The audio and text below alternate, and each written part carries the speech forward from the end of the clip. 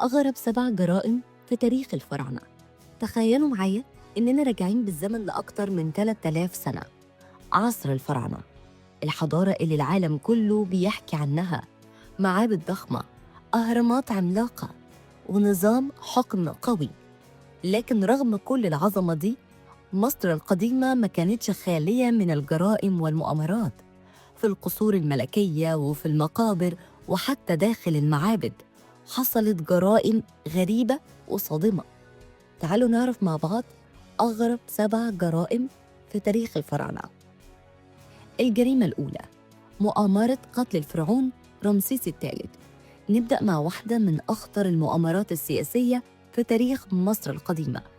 الفرعون رمسيس الثالث كان من أقوى ملوك الأسرة العشرين، لكن داخل القصر الملكي كانت في خطة سرية لاغتياله. اللي خطط المؤامرة كانت واحدة من زوجاته، الملكة تي. الملكة أرادت أن يصل ابنها للعرش بدل ولي العهد، فبدأت تخطط لقتل الفرعون. المؤامرة دي شارك فيها موظفون في القصر وحراس وحتى بعض الكهنة. القضية اتسجلت بالتفصيل في بردية شهيرة اسمها بردية المؤامرة الحريمية. والمفاجأة إن الدراسات الحديثة على مومياء رمسيس الثالث أثبتت إنه اتقتل فعلاً، ووجد العلماء جرح عميق في رقبته. يعني المؤامرة نجحت، لكن المشاركين فيها تم القبض عليهم ومحاكمتهم. الجريمة الثانية، لغز المومياء الصارخة. في نهاية القرن ال19 اكتشف علماء الآثار مومياء غريبة جداً. المومياء كان فمها مفتوح بطريقة مرعبة، كأن صاحبها مات وهو بيصرخ، ولهذا سميت المومياء الصارخة. بعض المؤرخين بيعتقدون أن هذه المومياء تعود إلى الأمير بنت آور، هو أحد المشاركين في مؤامرة قتل رمسيس الثالث. بعد فشل المؤامرة بيعتقد أنه أجبر على الانتحار. طريقة دفنه كانت غريبة، حيث لم يتم تحنيطه بالشكل الملكي المعتاد، وده جعل قصته واحدة من أكثر القصص غموضاً في تاريخ الفراعنة. الجريمة الثالثة، سرقة المقابر الملكية.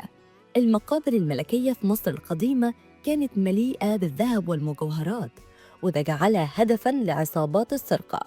في عصر الفرعون رمسيس التاسع انتشرت سرقة المقابر بشكل كبير. التحقيقات كشفت إن بعض اللصوص كانوا موظفين في الدولة نفسها، بل إن بعضهم كمان شارك في بناء المقابر، ولذلك كانوا بيعرفون أماكن الكنوز، وكانوا بيدخلوا المقابر وبيكسروا التوابيت الذهبية وبيسرقوا المجوهرات من المومياوات. القضايا دي اتسجلت في برديات محاكمات تاريخية. الجريمة الرابعة، لغز موت توت عنخ آمون. الفرعون الشهير توت عنخ آمون مات وهو عنده 19 سنة، ومنذ اكتشاف مقبرته سنة 1922 بدأ الجدل حول سبب وفاته. بعض الباحثين قالوا إنه تعرض لاغتيال بسبب صراع على الحكم، لكن الدراسات الحديثة بتشير إنه ربما مات بسبب مرض أو إصابة خطيرة. ورغم مرور آلاف السنين ما زال لغز موته واحد من أكبر ألغاز التاريخ.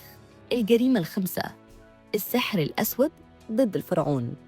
في مصر القديمة كان السحر جزءاً من المعتقدات الدينية، لكن أحياناً كان يستخدم كسلاح. بعض البرديات القديمة ذكرت قضايا اتهم فيها أشخاص باستخدام السحر الأسود لإيذاء الفرعون أو المسؤولين، وكانت العقوبة في الحازين وكانت العقوبة في هذه الحالات قاسية جداً، لأن استخدام السحر ضد الملك كان بيعتبر جريمة خطيرة ضد الدولة. الجريمة السادسة، صراعات الكهنة داخل المعابد. المعابد في مصر القديمة لم تكن مجرد أماكن للعبادة، بل كانت مراكز قوة اقتصادية ضخمة. الكهنة كانوا بيسيطروا على أراضي وثروات كبيرة، وده أدى أحياناً إلى صراعات خطيرة بينهم. بعض النصوص التاريخية بتشير إلى حدوث جرائم قتل بسبب الصراع على النفوذ داخل المعابد. الجريمة السابعة، أكبر عملية سرقة كنوز. في نهاية عصر الدولة الحديثة أصبحت سرقة المقابر ظاهرة واسعة، العصابات كانت بتسرق الذهب والأحجار الكريمة من المقابر الملكية، والغريب إن بعض المسؤولين كانوا بيتغاضون عن هذه الجرائم مقابل الحصول على جزء من الغنائم، وده أدى في النهاية إلى فقدان عدد كبير من كنوز مصر القديمة. رغم عظمة حضارة الفراعنة، إلا إن التاريخ بيكشف لنا جانب آخر، جانب مليء بالمؤامرات والجرائم والصراعات على السلطة. لكن بيبقى السؤال، لو كنت عايش في عصر الفراعنة، أي جريمة من دول كنت هتخاف منها أكتر؟ قول لنا رأيك في التعليقات، قول لنا إجابتك في التعليقات.